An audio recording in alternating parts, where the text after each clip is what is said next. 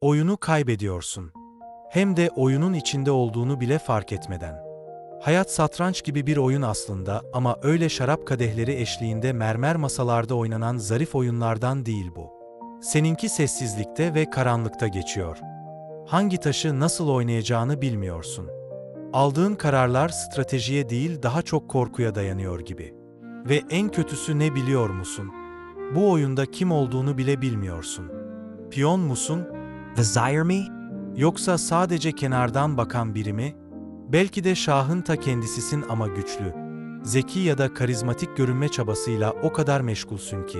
En önemli şeyi unutmuşsun. Hayatta kalmak senin birinci önceliğin olmalıydı. Rolün bilinçli bir şekilde var olmak. Görevinse gerçekten önemli olanı korumak. Ama sen sanki zafer rastgele bir yolda yürür gibi geliyormuş gibi davranıyorsun. Bu bir yolculuk ama yönsüz ve sensiz. İyi dinle. Şah çok hamle yapmaz ama yine de en güçlü odur. Çünkü kim olduğunu bilir ama sen hala bilmiyorsun. Her sabah sanki birilerine bir şey kanıtlaman gerekiyormuş gibi uyanıyorsun. Hayatını tahtayı kontrol etmeye çalışarak geçiriyorsun. Ama daha kendi düşüncelerini bile kontrol edemiyorsun. Tekrar ediyorum. Sen şahsın. Ne gücünden dolayı ne hızından. Şah sensin. Çünkü sen yoksan oyun zaten bitmiş demektir. Ama sen kalkmış kendi değerini bugün var olup yarın silinen taşların eline bırakmışsın. Gerçekten başarı her şeyi kontrol etmek mi sence? Her yerde olmak. Her sorunun cevabını bilmeye çalışmak. Bu strateji değil. Bu sadece gürültü. Gerçek strateji sessizlikte başlar. Bazen hareketsiz kalman gerektiğini bilmektir. Tahtada parlayan her şeyin aslında önemli olmadığını fark etmektir. Uzun zamandır gücünü göstererek yenilmez olacağına inandın. Ama söyle bakalım, zihninin huzurunu koruyamıyorsan gerçekten ne kadar güçlü olabilirsin?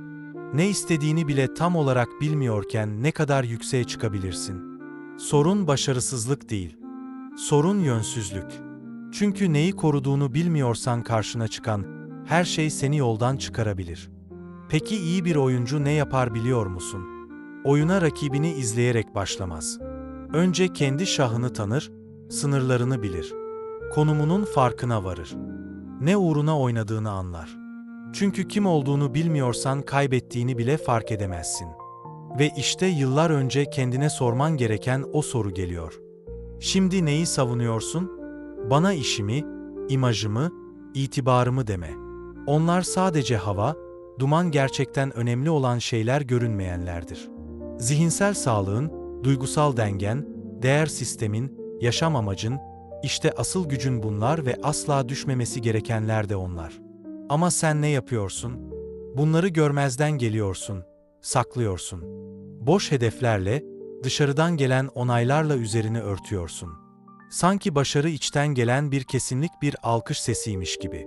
Sanki hayran olunmak sana huzur verirmiş gibi. Gerçek başka. Dünya seni alkışlarken sen içeriden çöküyor olabilirsin. Şahın çöküşün eşiğinde ise vezirin ne kadar güçlü olduğu neye yarar? Bu oyunu sanki dokunulmazmışsın gibi oynadın.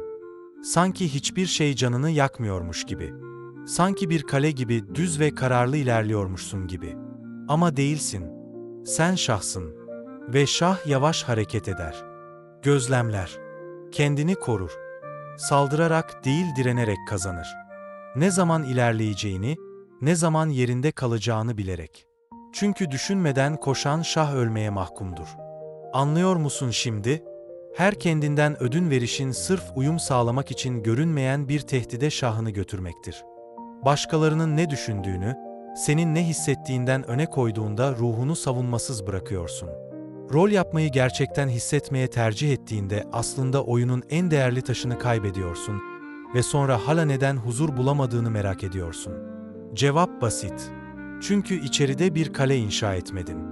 Dışarıya duvarlar ördün ama içerisi harabe. Dış dünyayı yönetmeye çalışırken en temel gerçeği unuttun. Asıl oyun içeride oynanıyor.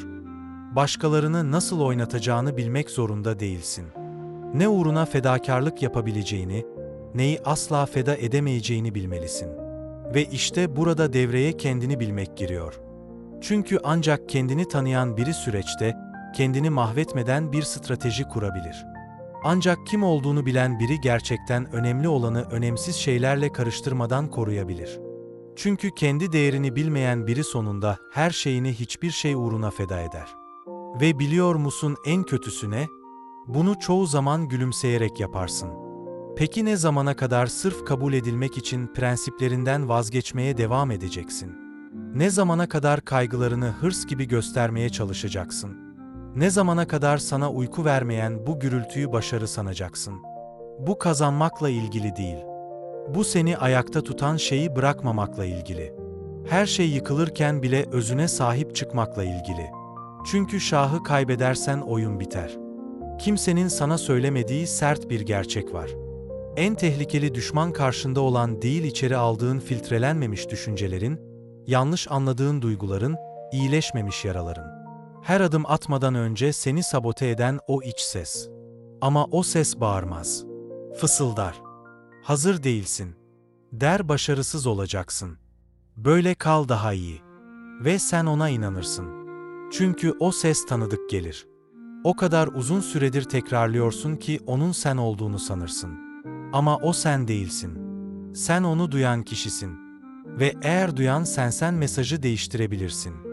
Gerçek liderlik başkalarını yönettiğinde başlamaz. Zihnini yönettiğinde başlar. Korkunun sesini susturabildiğinde, kaosun ortasında bile netlikle harekete geçebildiğinde. Çünkü kaos hiçbir zaman tamamen ortadan kalkmaz. Değişen şey senin o kaosu nasıl yönettiğindir ve bu içeriden inşa edilir.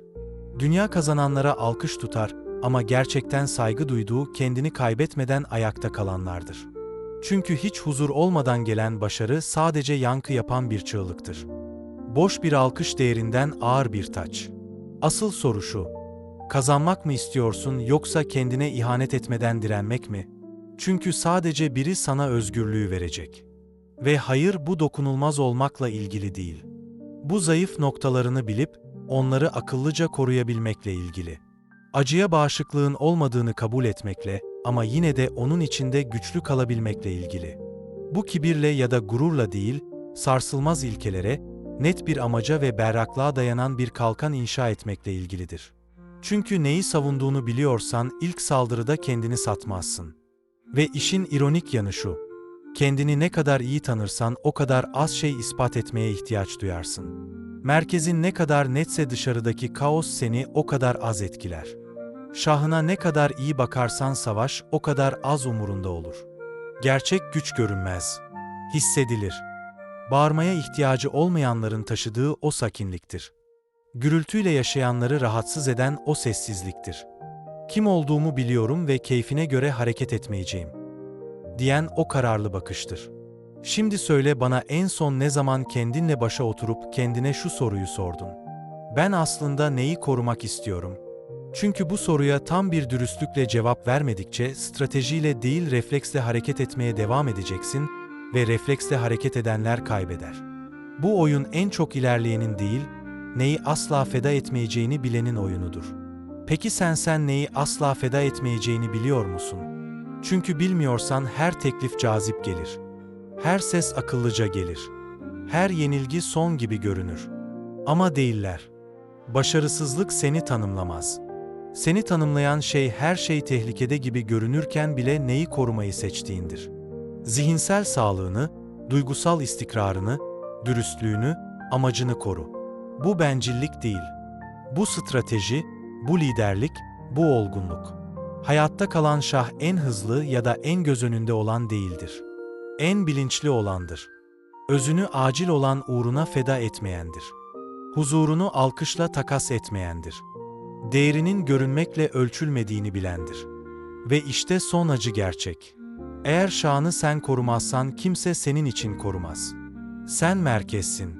Ve eğer sen düşersen tahtada kaç taş kaldığı önemli değil. Oyun biter.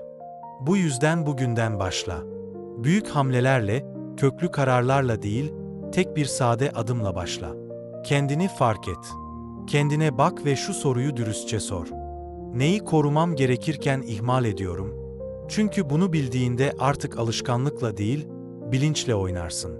Ve o an sadece tek bir adım atmış olsan bile amaçsızca koşan çoğundan daha fazlasını kazanmış olursun. Gerçek zafer oyunu kazanmak değil, kendini kaybetmemektir.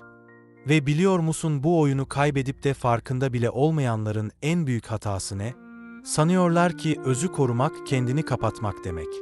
İçsel krallığını korumak etrafına duvarlar örmek demek.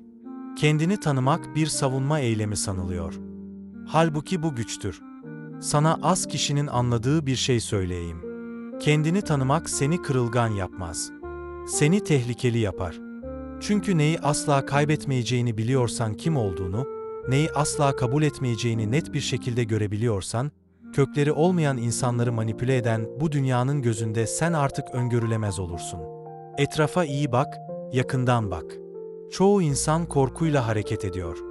Eksiklik duygusuyla bir şeyleri kaçırıyorlarmış gibi sürekli bir telaşla yaşıyorlar. Peki bu neye yol açıyor? Onları kolayca yönlendirilebilir hale getiriyor. Egosuna dokun, dağılır. Onayı elinden al, çöker. Biraz takdir ver, kendini satar. Ama bir tür insan var ki bu oyunu bu kurallarla oynamaz. İçsel yolculuğunu yapmış.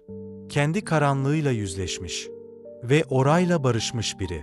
O kişiyi ne yönetebilirsin, ne alkışla kandırabilirsin, ne reddedilmekle korkutabilirsin.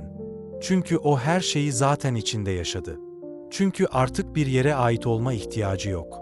Çünkü zaten kendine ait. Ve işte tam burada başlıyor yeni konu. Güç arayanla netlik arayan arasındaki o acımasız fark.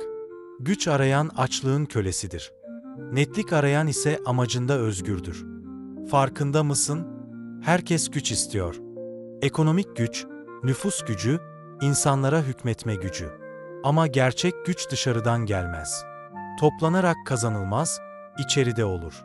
Ve en ilginç yanı da şu, görünmezdir. Gerçek güç gürültü yapmaz, ilgi talep etmez.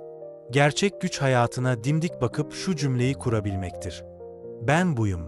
Bu benim değerim ve bunlar benim pazarlık yapmayacağım şeyler. Bu güçlüyüm diye bağırmaya ihtiyaç duymamaktır. Çünkü tutarlılığın bunu zaten sessizce gösterir. Peki bu içsel gücü ne besler? Netlik. Ama öyle herkesin kolayca elde ettiği bir netlik değil. Satın alınmaz, miras kalmaz, inşa edilir. Emek ister, bedel ister, can. Çünkü netlik her şey yolundayken ne istediğini bilmek değildir. Her şey dağıldığında da hala neye tutunduğunu bilmektir. Fırtınanın içine girip, bu beni değiştirmeyecek diyebilmektir. Herkes panikle kaçarken senin sabit kalabilmendir. Yavaş olduğun için değil, nerede olduğunu ve nereye gittiğini çoktan bildiğin için. Ve işte bu hala kaybolmuş olanları korkutur. Tepki verenler ve seçim yapanlar. Tepki verenler dış dünyanın oyuncaklarıdır. Onlar için her şey bir tetikleyici olabilir. Bir söz, bir bakış, bir kayıp ve hemen dağılırlar. Çünkü içleri boş kalmıştır. Çünkü içsel bir pusulaları yoktur. Sadece dışsal yönlendirmelere bağlıdırlar. Ama seçim yapanlar farklıdır. Onlar durur, bakar, hisseder ve sonra karar verir. O an neyin acıttığını bilir ama o acıya teslim olmaz. Hangi yöne çekildiğini fark eder ama yönünü kendi belirler. Ve işte burası satranç tahtasına geri döndüğümüz yer. Netliği olmayan bir kral piyon gibi hareket eder. Kendini güçlü zanneder ama sadece refleksle yaşar. Bir kale gitti mi panikler. Bir vezir düştü mü çöker. Çünkü merkezini içinde değil dışarıda kurmuştur. Ama netliği olan bir kral tek başına kalsa bile, sessizlikle ve düşmanlarla çevrilmiş olsa bile yine de niyetle, bilinçle hareket eder. Ve dikkat et, netlik kibir değildir. Her şeyi bildiğini sanmak değil, neyi bilmediğini kabul edecek kadar alçak gönüllü olmaktır. Ve oradan hareket etmemeyi bilecek kadar zeka sahibi olmaktır. Ne zaman konuşacağını, ne zaman susacağını, ne zaman ileri atılacağını ve ne zaman geri çekilip elindekini koruyacağını bilmektir. Kendini bilmek sadece güçlü yönlerini tanımak değildir. Sınırlarını da bilmektir. Kör noktalarını, takıntılarını, yaralarını tanımaktır. Çünkü sen fark etmezsen başkaları onları silah olarak kullanır. Nerede canın yandığını bilmezsen herkes gelip tam oraya basar. Ama eğer bilirsen, eğer kabul eder. Üzerine çalışırsan artık seni kontrol edemezler. Artık refleksle yaşamazsın. Artık seçersin ve işte o noktada oyunun yeni seviyesine geçersin. Seçim yapanların seviyesine. Çünkü bu hayatta gerçekten yalnızca iki tür insan vardır. Tepki verenler ve yönetenler. Ve yönetenler önce kendini yönetmeyi bilenlerdir. Dış dünyayı kontrol etmekle değil, iç dünyasında netliği inşa etmiş olanlarla başlar. Gerçek zafer. Ve o zafer en çok da şunu hatırlatır. Evet, bir yönün olabilir. Evet, bir amacın olabilir. Evet, anlamlı yaşayabilirsin. Yeter ki başkaları için yaşamayı bırak. Çünkü bunu fark edersen seni artık yönlendiremezler. Sana ihtiyacın olmayan şeyleri satamazlar. Nefret ettiğin işlere mecbur bırakamazlar. İçini öldüren şeyleri normallik diye yutturamazlar. İşte bu yüzden toplum itaatkar olanı ödüllendirir. Uyananı cezalandırır. Çünkü itaatkarlar birer piyonken uyananlar kraldır. Tepkiyle yaşayanlar ve karar alarak yaşayanlar vardır.